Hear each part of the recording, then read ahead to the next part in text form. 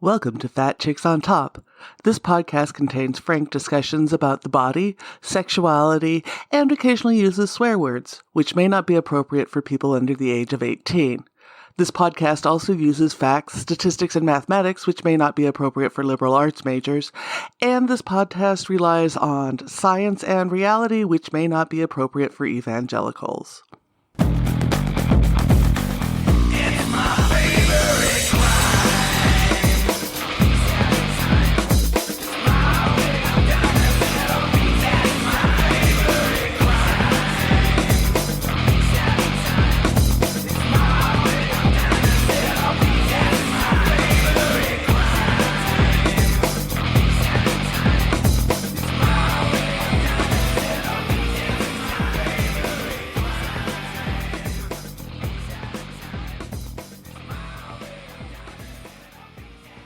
Welcome to Fat Chicks on Top. You're here with your host, Auntie Vice. And today we have a sci-fi writer on the show. I actually reached out. For those of you who listen regularly, you know I'm a big fan of authors, especially those in the horror and sci-fi genres, because they get to explore so many cool ideas with new rules in the universes they can create. Bindiya Schaefer is here. She has couple of different writings out. She's a book out that's really fascinating and exploring race and the patriarchy and all sorts of cool stuff, as well as a 9-to-5 job in all sorts of marketing specialties. She's coming to us today from the Bay Area. Welcome to the show. Hi, thank you for having me. Thanks for coming on. So, you have a really fascinating history, which is one of the reasons I reached out to have you on the show. You lived all over the world. Yes. And in doing that, what have you learned as you've moved around? Because it's not just multiple cities like a lot of our writers have. You're multiple countries in very different cultures. So what have you learned in those travels? Well, I think what I've learned is, mostly about myself, my threshold, my acceptance, my view of people. I think, I grew up in India for a little bit, but I also grew up in Dubai. My formative years were spent in the Middle East. Typically in the Middle East, if you're familiar with the region, it's immigrant heavy. The United Arab Emirates is about 70% Indians. We are the backbone of the infrastructure, the economy. So I never really felt like I was in a foreign country until I actually moved back to India, to Bangalore, where I was born. And I was having culture shock in my own country. And that was quite a surprise to me. I wasn't fitting in. I didn't speak the languages. I sounded different. I dressed different. And it was having to fit back in with my people and my culture that was quite a surprise to me. And now that I live here in the Bay Area, I think still learning who I am and where I fit in, because I don't really fit in anywhere. And I think that's what traveling is for me. I go around, listen to different perspectives, hear stories, and it's the listening. It's where do I fit in the grand scheme of things? One of the things that other folks have mentioned as they've gone around and to different cultures is there's certain things that kind of are at the core of humanity. Do you find that, or do you find people are really different? No, I think people are at the core very, very similar. We just have different ways of articulating that need. I think at the end of the day, all people really want is to be happy, successful, have a family. But we definitely go about it in very, very different ways.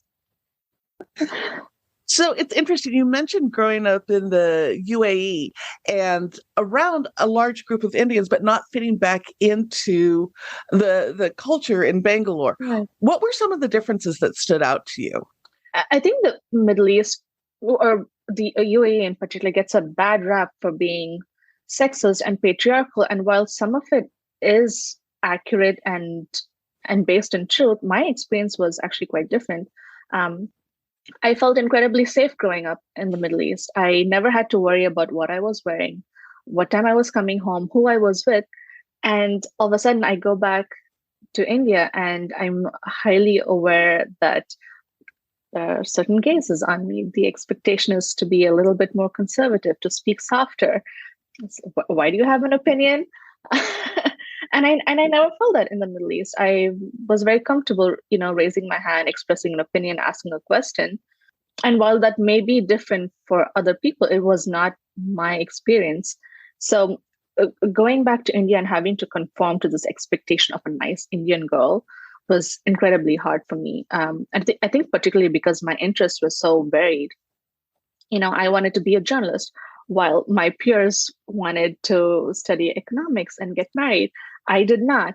I wanted to travel and they weren't allowed to. I spoke multiple languages and they simply didn't. It was just challenging on so many different aspects. And I look back and I was a dumb 21-year-old kid. I think I probably didn't handle some of those situations as well as I should have, but c'est la vie. That's how you learn, isn't it? There's a big Indian group in the Bay Area, right? Yes. My sister, who works in marketing and such in the Bay Area, all of her friends now refer to an Indian accent as the Fremont accent because there's such Really? a large population. Have you found that group to be similar to either the folks you were around in Bangalore or more like UAE, or is it a completely different culture here? I feel like the Indian diaspora abroad tends to be a little bit more open and accepting of people than we are at home. And we're also weirdly more patriotic abroad than we are at home. I think our expectations for our country when abroad are much higher than when you're in the country. But it's been wonderful. I struggled in India, but I feel like the Indian community abroad is so much more welcoming and open, and they genuinely want to see each other succeed. And it's been like a warm hug. I've found for the first time in my life a community that I can actually trust, rely on, ask for support, and I've never had that before. It's been wonderful. There's even a very thriving Indian writers community. It's a bunch of Desi girls who truly want to see each other succeed, and I'm so grateful for that. So how did you go from marketing, like, very kind of The dark side. traditional, and everything is supposed to, like, every little thing is messaged, right? When you're Yes. in any type of marketing, there's so much about creating this brand and this image, Mhm. into writing sci-fi where you could be so much more creative. What helped with that transition? Well, so my background is actually journalism. I was a defense and aerospace journalist for about 7 or 8 years before I came over to this side of the workforce, which I call the dark side. Um, and I think I've always had a love for technology and innovation, and particularly as a defense and aerospace journalist, because so much of it is forward looking. We're often writing about technology that isn't even going to be adopted or hit the market 20, 25 years from now, right? The Army, DARPA, they send out RFPs, and realistically, it takes decades for an aircraft to even like go through the testing and be flight ready. So it's easy to imagine what that world would already look like. And I think it just was a natural segue into sci-fi because I did have that, the background, the thinking of what's the world going to look like 100 years from now. So I think of it as just moving from nonfiction to fiction. You talk about in it's Corinth 2676, 40, am I right? 20. It's I regret naming this book as I did, because sometimes I trip myself up too. Like, why did I do that? I don't know. It's called Corinth 2640 to 80, but you were close. I remembered it was in the 27th century. Yeah. And then the last two, I believe. Yeah, it's a really interesting look at the way society is. And not only is there the technology in there, which is in your background, but you talk a lot about how culture has evolved. And so do you want to talk a little bit for our readers who haven't read it yet or who are thinking about picking up, kind of how you structured society in the future? So in Corinth 2640 to 80, it is both a dystopian and a utopian world, depending on your view of it. So it's essentially a murder mystery that's also tackling race as a concept. In Corinth, it's a city outside of Oregon, is a colony, a group of white people who are just holding on to the old ways. Essentially, think of it as a KKK, if you will. And well, so the background is that my husband and I are an interracial couple. He is German, he is white, and I'm from India. And when I first moved here, I was experiencing racism not for the first time, but I think it was the first time that I was acutely aware of it happening and realizing that this is not right, it's inappropriate, and also just frustration with myself for not being able to express how I'm feeling and calling people out because it happens. And then like 2 days pass and I'm realizing, oh, wait a second, that wasn't right. And it's like, do I go back and tell them? I don't know.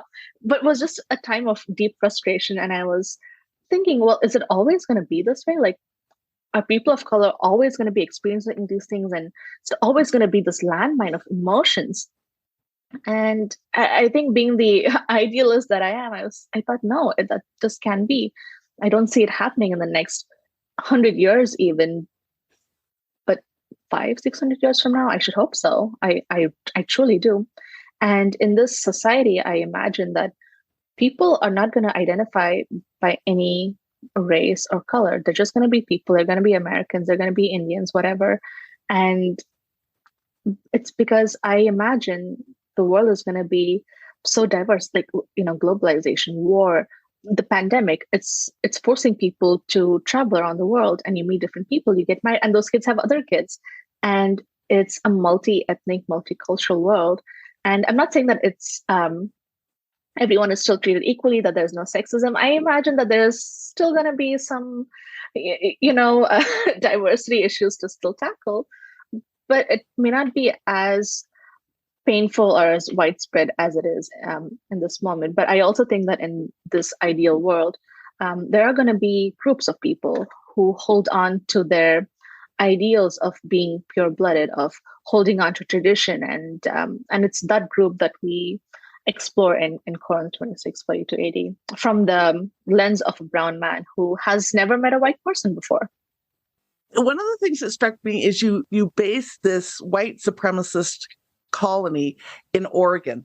And Oregon has a very mixed reputation around race. Yes. Was there a reason that drove you to set it there? So I just want to say it right up front. I love Oregon. we go camping there quite often. I love Portland, and any chance to be there. And with all due respect to Oregonians, yes, they do have a history of racial violence and profiling, and it was a combination of that, but also just, I think, the city that I envision being in the mountains by nature. And when I think of beauty in nature, I think my first thought is Oregon. Even though California has a lot of beautiful mountains and lakes, I just pictured Oregon for all of those reasons.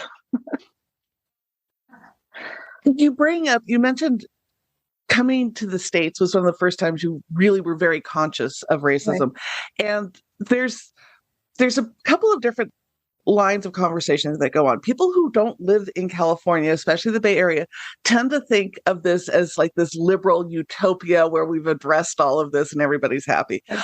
In the tech sector specifically, though, there's also a lot of talk of racism. How is it still coming up? In the workplace, particularly in the beginning, it was, I think, very subtle. A lot of it was, I would often tell people I'm from Bangalore, and they would say, "Oh yeah, I've been there," and I would follow up with, "Well, how did you like it?" And they would say, "Oh, I was really surprised by all the coffee shops and the bars," and I was like, "Why?" Just why? Of course, India is one of the largest importers of tea and coffee. It makes sense, right? I mean, we drink beer.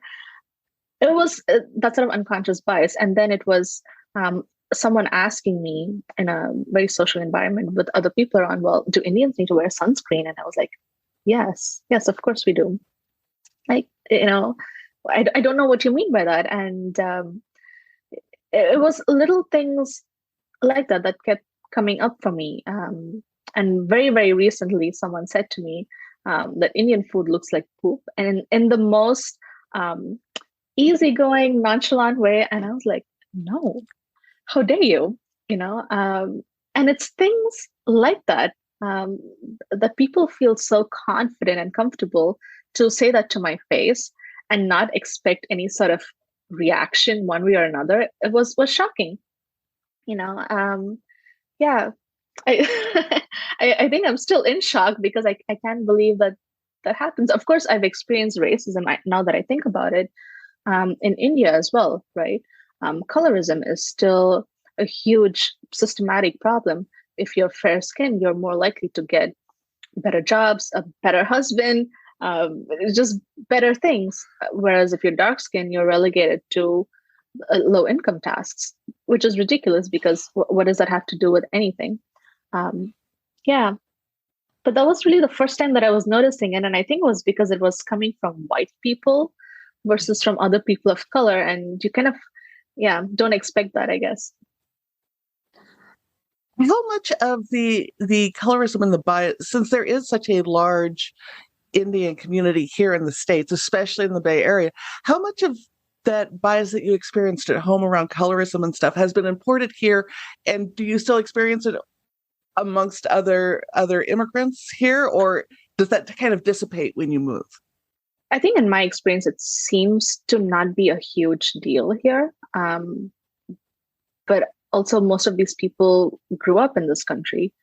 They're second generation Americans, they're immigrants. And maybe the expectation is different. I don't know. But so far, I haven't really noticed that so much. There's no expectation to be like, stay out of the sun, don't go hiking, put on all your clothes and your hats. Which was very much a thing at home. Like my mom would always tell me, no, you can't play in the sun. You're going to get dark. No one's going to want to marry you. And yeah, and that's so antithetical to what you put out as you love hiking, you love being outdoors, and right. I mean, of course, I don't want to get cancer, and I'll put on sunscreen. But I mean, I'm still gonna go do the things that I love. I mean, am I gonna surf? No, because I don't know how to swim.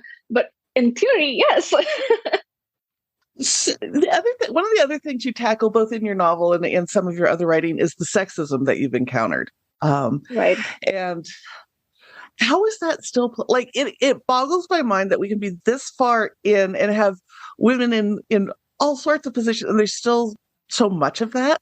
How is that playing out for you? Are you still experiencing a lot of that in the workplace, or? Not so much at the workplace. I think I've been very lucky to find myself jobs in very open-minded companies that are committed to diversity, to inclusion and equity. At least particularly where I work right now, it's a huge factor in who we are as a company. Culture is important. And we are, as an organization, committed to empowering people from low-income communities, from other religions, and so on and so forth. At work, not so much. On the personal front, yes. Yeah, I'm struggling to draw examples, but it's more of a feeling, I think. Mm-hmm. Because those experiences are universal, right? Like what woman hasn't experienced it? Yeah. But I think it's just the feeling of worth, of not being enough. Like, why are you comparing me to a man? Yeah, but I have actually, sorry, I don't mean to interrupt. I have worked at a newspaper when I first started my career, and I was paid significantly less than my male peers who, this guy did not speak English. Okay, he could not write. He was a good reporter, I'll give him that. But, we had complementing skills, and yet he was paid so much more than I was. And I was told point blank, it was because I was a woman. Oh, you don't need that much money. Why not? My bills are the same. He lives with his friends. I live alone. In fact, I probably need more money. Exactly. Well, and things like women's clothing and such cost more. It's more, right? Like, why is my razor blade more expensive than my husband's, huh? What is that about? Yeah, it's insane to me.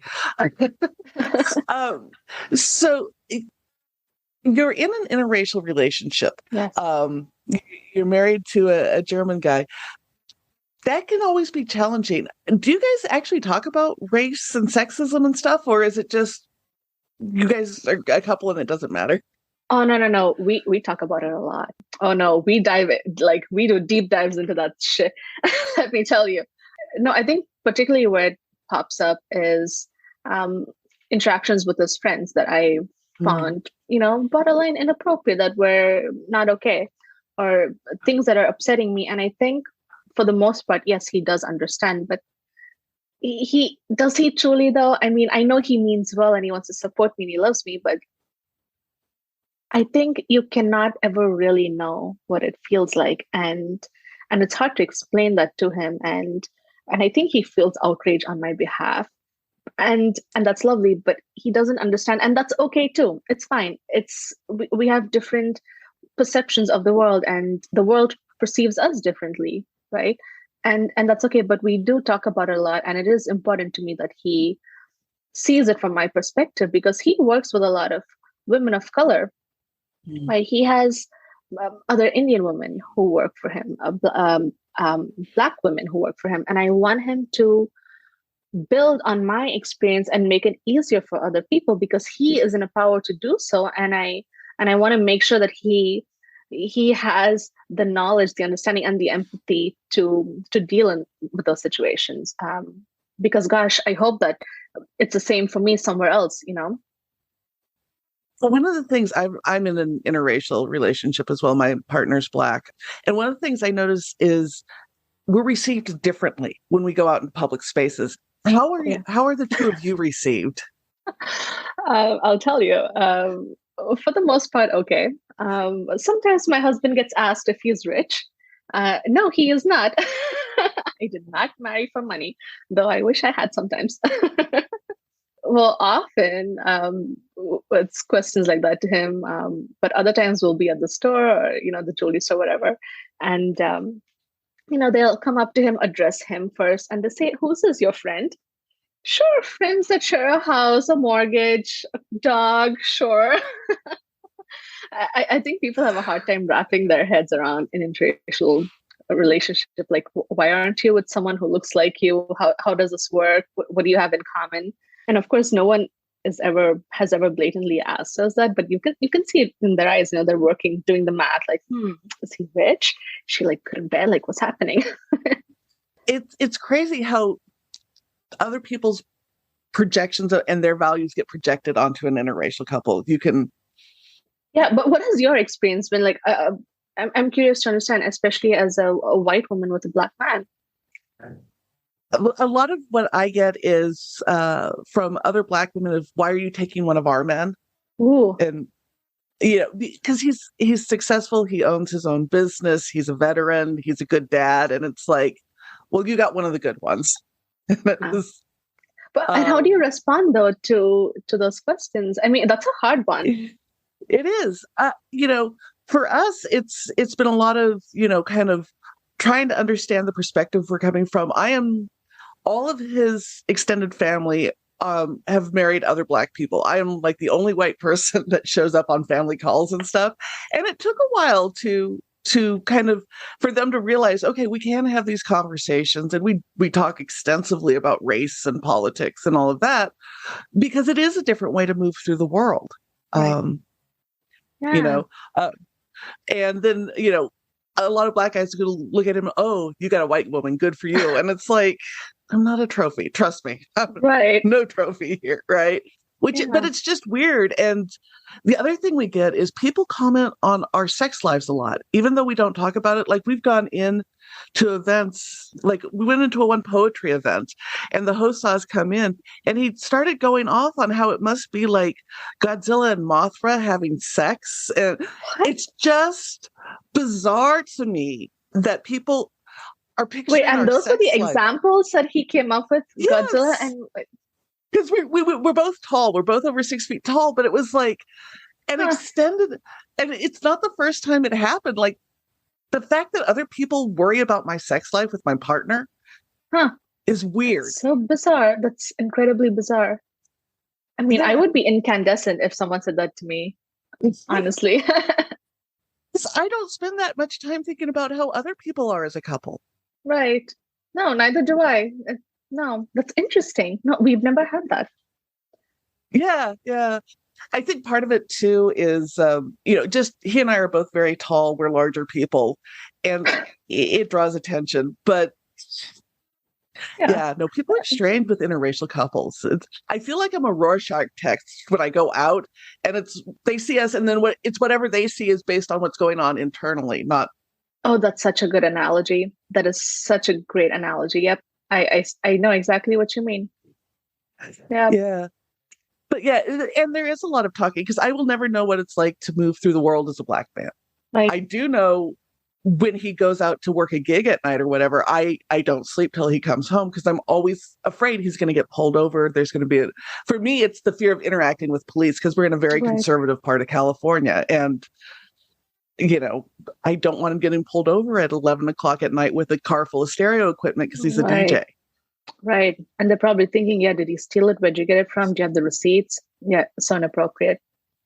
Yeah. Yeah. It's very different to move through the world when you're white. Like I have a Yeah. lot less friction than he does. And I know that. Right. No, Um, and I bet even moving to the world as a brown person versus a black one is probably incredibly different, especially here in the US. I think, yeah. No, I feel for him and also feel. I mean, I get it. yeah.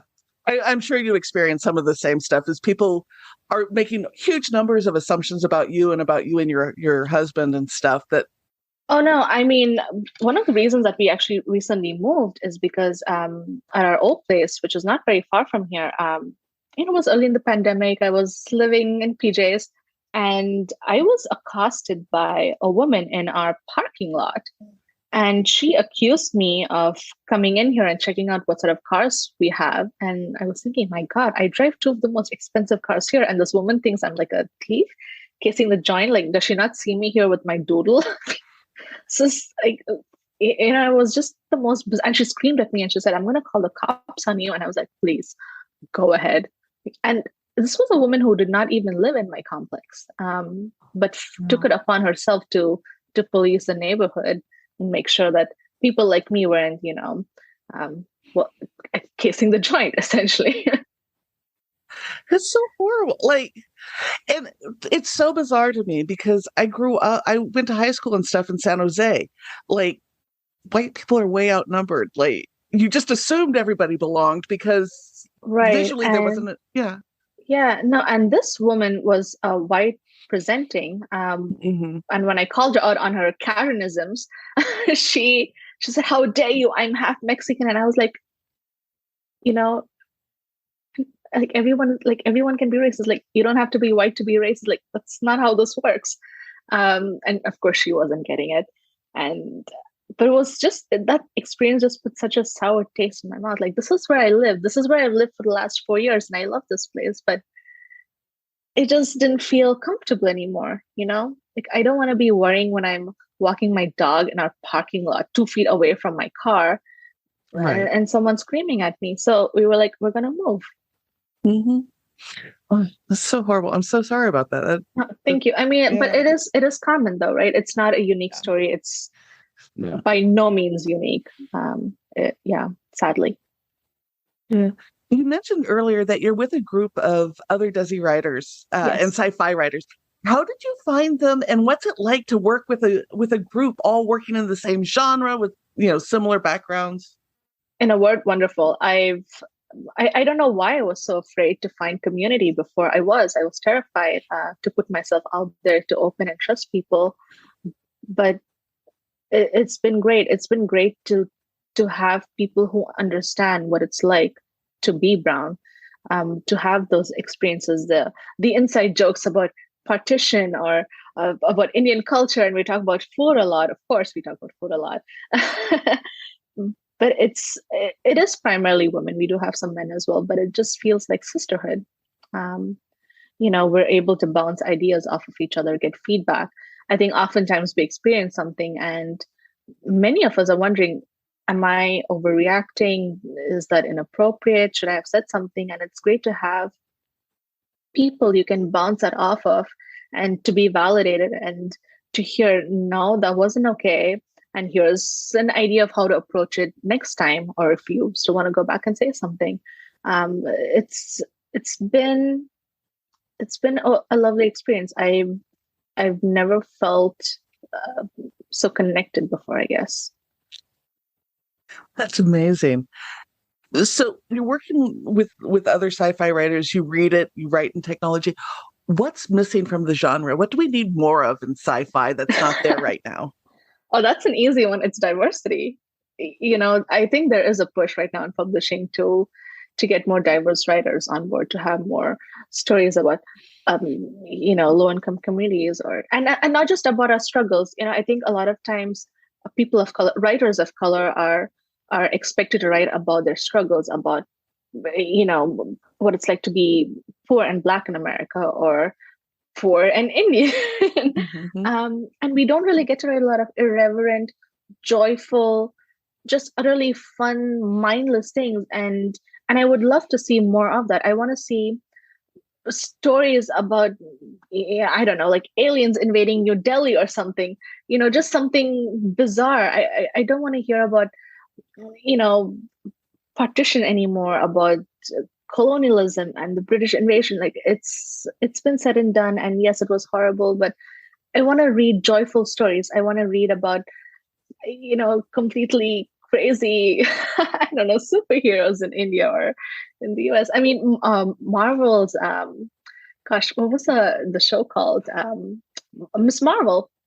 Yes. Yes, which I thought was a wonderful experience of that. It was about a family, a Pakistani family living here in the US, and it was navigating the expectations of this, typical, very, traditional family, but also life in America. And it was just fun and sweet, and that's what's missing, and that's what I want to see more of. So, what's your next project? So I have two projects. My second book is, I hope I will have some good news soon.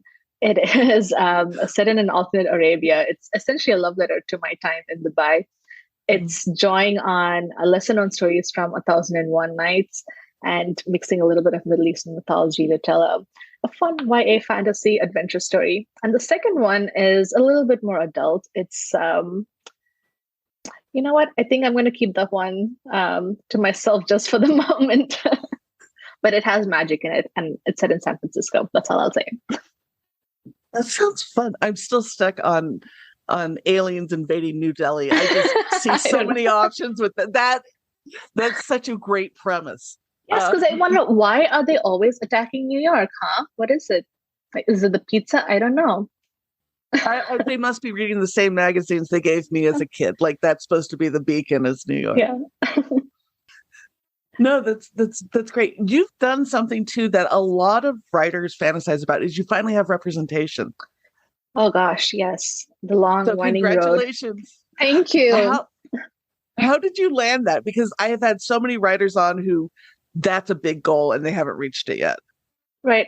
With great difficulty, I did not have representation for my first book, but I do now. So we connected through API Pit, which is Asian Pacific Islander, a pitch event on Twitter that happens, I want to say, annually. And, it's one of those things, I wasn't planning on doing it. And then my writers community was like, oh yeah, we're going to do it. Who wants to look at pitches? Who needs help? I'll support you. And I was like, okay, I'm just going to try, see what happens. And I did. I scheduled my tweets. I went to work and I forgot all about it. And I come back and I see that there's there were a couple of agents who liked it, and I pitched them all. And one of them, my agent, Ismita Hussain, she was like lightning fast. She wanted to see the full pages, and it went very, very quickly from there. And the reason I signed with her was, first of all, her understanding of the culture, the nuances, the depth of her feedback. I had a 1-hour call with her, and she basically told me all the things that struck her and areas for improvement. And I was just sitting there totally flabbergasted. And I was like, oh my gosh, I never thought about this stuff. And yeah. That's amazing. And congratulations. That's such a huge step. Do you see a point in time where the 9-to-5 goes away and becomes writing full time for you? Is that a goal, or is this still going to be hiking and writing for fun? I'm not sure. I think at this point in my life, no, I do really enjoy my 9-to-5. And I think as an immigrant, there's a lot of pressure to succeed and be successful and just do more than you're capable of. And I do feel that, but like, I didn't come to America to just do one thing, right? I want to push myself. This is the American dream. So not in the near future. I would have to be ultra successful, which I think is a long shot because that happens to the 1%. Of course, that would be lovely, but no, I'm at this point very comfortable having 2 jobs. I'm growing from both. Yeah. No, I understand that. I'm at an age where 2 jobs now feels exhausting, but No, it is it's, exhausting. Oh my gosh, no, yeah. no, no. Exhaustion is my constant companion. You ask me how I'm doing, I'm like, oh, so tired. Everything hurts. But also, I tell myself, dreams don't work unless you do. Hmm. And I don't want to look back 10, 15, 20 years from now and say, oh my gosh, why didn't I work harder? Like, why didn't I do that thing? And I just don't want to have regrets, because I do have them when I look back at my early 20s, and I don't think I pushed myself enough. So now I'm making up for lost time. Makes sense. Makes sense. So if our readers want to find your work, if they want to connect with you, if they want to follow you for your next book coming out, where do they go? So you can find me on social media. It's at Bindiya Schaefer everywhere. That's BINDIYASCHAEFER. It's, I know, a mouthful, but that's where I am all over the place. My website is also bindiyaschaefer.com. Yeah, message me. Thank you so much for being on our show. For our listeners, Thank we'll you for have all the having me. links up. Yeah, we'll have all the links up in the show notes, as well as the link to your book. And thank you again. Thank you so much.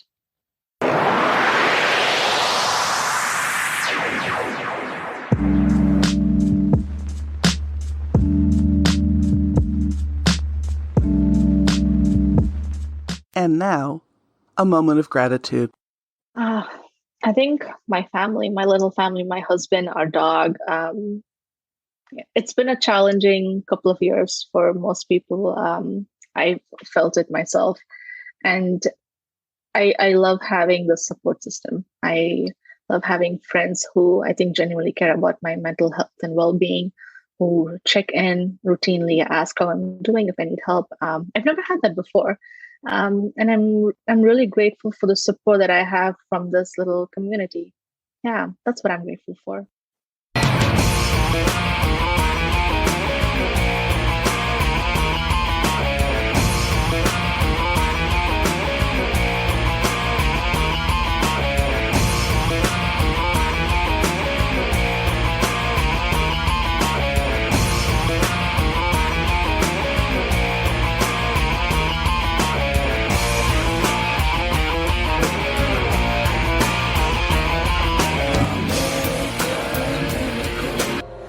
Texas of the world.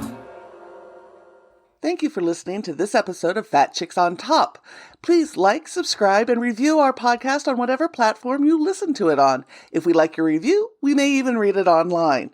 This has been an Auntie Vice production. Producer and host, Rebecca Blanton. Audio production by Sharon Smith. Music by David Manga. And more music by Sharon Smith. For more information about Fat Chicks on Top, please visit our website for all things Fat Chicks at fatchicksontop.com.